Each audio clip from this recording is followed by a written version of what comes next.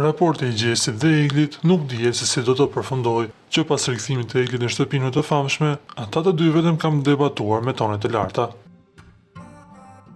Siç e dim tani më, Egli Taku është aktualisht në garë me Lart Vasilin për të siguruar një vend në finalen e këtij edicioni. Gjatë një bisede me Jozmarkun, ajo theksoi se nuk ka asnjë problem nëse ndonjëherë është paraqitur keq, duke shtuar se kjo është natyra e saj, me të mirat dhe të këqijat që e karakterizojnë si individ. Ajo vazhdoi të thotë se kjo eksperiencë nuk do të ndryshonte asgjë, pasi për të kanë rëndësi njerëzit që kanë parë të vërtetën, duke kthyer muhabetin gjithnjë tek raporti me Gjestin.